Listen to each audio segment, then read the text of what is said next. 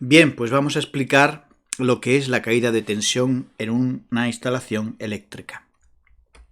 La caída de tensión es la diferencia de voltaje que hay entre lo que sale del generador eléctrico y lo que llega al receptor. Por ejemplo, si aquí salieran 230 voltios y llegaran 228 voltios, pues tenemos una caída de tensión de 2 voltios.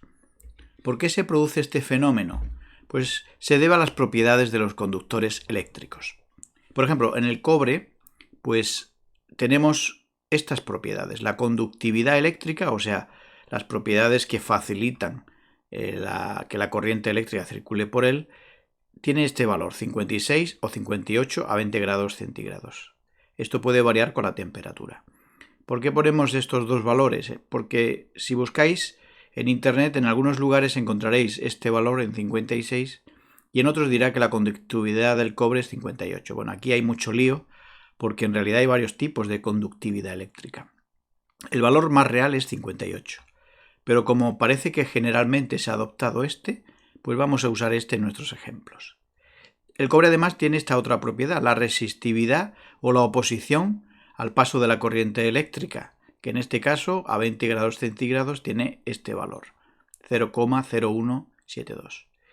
Otro fenómeno que se produce en los conductores eléctricos es que la longitud añade resistencia al conductor y también la sección cuando es pequeña. Es decir, a mayor longitud, mayor resistencia tiene el conductor.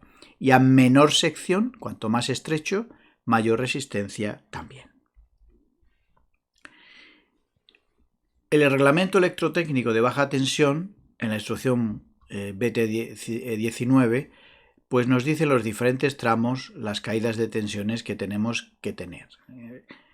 Vamos a ver algunos esquemas. Por ejemplo, para un único usuario, solo tiene derivación individual, no tiene LGA, pues el tramo de derivación individual debe tener como máximo una caída de tensión de 1,5%.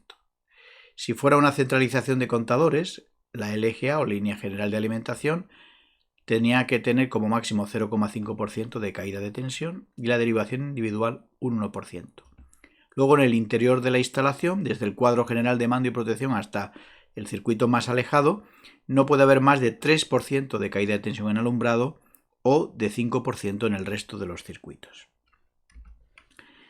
Aquí tenemos la fórmula para calcular la caída de tensión en una línea monofásica, donde P es la potencia, L la longitud del conductor, tenemos la conductividad, la tensión o voltaje y la sección en milímetros del conductor. Pues vamos a ver un ejemplo.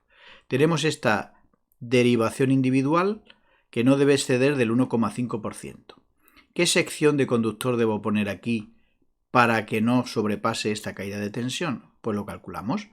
Tenemos la potencia 5.750 vatios, la longitud del conductor son 10 metros, la tensión 230 voltios y la sección del conductor que hemos elegido 10 milímetros cuadrados. La conductividad del cobre ya la sabemos, 56. Aplicamos la fórmula y nos da 0,89 voltios de caída de tensión. Esto supone sobre los 230 un 0,38%, muy por debajo del 1,5% que pone como máximo el reglamento. Así que está muy bien. Pero cuidado, hay profesionales que, como esto está muy bien, acostumbran a repetir esto en todas sus instalaciones. Pero ¿qué pasa si variamos sensiblemente la longitud? Pues mirad, por ejemplo, si pusiéramos 40 metros, ya tenemos una caída de tensión muy superior, de 1,55%. Nos pasamos del tope que establece el reglamento. Así es que es muy importante calcular la caída de tensión, sobre todo cuando la longitud pues empieza a exceder de los límites habituales. También podemos, si tenemos que presupuestar la instalación, calcular qué sección de conductor vamos a poner. Por ejemplo, en este caso tenemos una derivación individual y queremos que nuestra caída de tensión no exceda del voltaje que marca el reglamento. ¿Qué voltaje marca? Pues por ejemplo, en esta tabla vemos que para un suministro de un único usuario, en la derivación individual no debe sobrepasar los 3,45 voltios en un circuito monofásico, 6 si fuera trifásico. Bueno, pues solo tenemos que añadir a la fórmula anterior este voltaje. También podemos calcular la sección por caída de tensión, es decir, en tanto por ciento. Así que, ¿qué pondría yo aquí? Pues, por ejemplo, si no puedo exceder de 1,5%, pongo aquí el 1,5% y nos saldrá la sección del conductor suficiente para no excederlo. Yo siempre recomiendo poner aquí algo menos, por ejemplo, un 1%, siempre para tener un margen de tolerancia. En el mercado existen multitud de calculadoras, muchas gratuitas, que podemos llevar en nuestro móvil. Estas, por ejemplo, son del sistema operativo Android, donde podemos muy fácilmente hacer estos cálculos. Por ejemplo, aquí tenemos una línea monofásica, 230 voltios, potencia 5.750 vatios, longitud del cable un 10% y el tanto por ciento máximo que nos marca el reglamento es el 1,5. ¿Qué nos da? Pues que una sección de 10 milímetros es suficiente.